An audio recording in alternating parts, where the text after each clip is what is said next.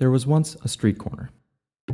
At this street corner that once was, there also once stood a street lamp. The street lamp that once stood on the corner in question was about 20 feet tall when not coiled up in a position that, in all honesty, would be quite painful if it happened to be your spine.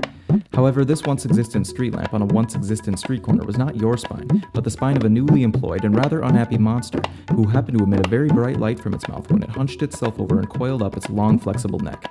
It lit the corner quite well, hence its employment by the technologically challenged village of Barquet. No one in Barquet knew exactly how the monster gave off such a bright and scoliocytic light, but no one ever bothered to find out, so long as it kept them from tripping over the abnormally tall cement curb that once designated that particular street corner.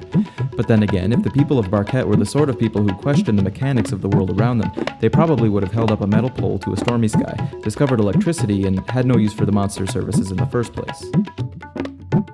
But fortunately for this monster's 3 mates and 12 swarms of children, the village of Barquet would rather shell out its bags of poorly minted currency than get off its ass and fly a kite.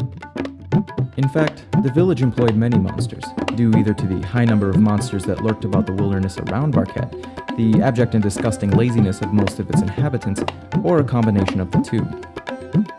The work ethic and dedication to quality of this particular monster stood out as a stark contrast to the village it worked for, as did most of the monsters employed in local business, be they fire-breathing blacksmiths, leathery-winged airliners, or long-fingered button pushers.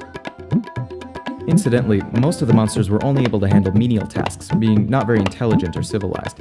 Those that were went on to become successful bug-eyed analysts, fork-tongued civil attorneys, or hot dog vendors. Ironically, this street lamp was not only part of the backbone of the village economy, but also the colossal downfall of Barquetian civilization. It watched in horror as a very large and very orange meteorite hurtled very quickly through the sky, and very loudly brought an end to both itself and the street corner, as well as 2 of Barquet's most very important village leaders. The luminescent monster probably would have warned the 2, but wouldn't close its mouth in fear that someone might trip over the curb.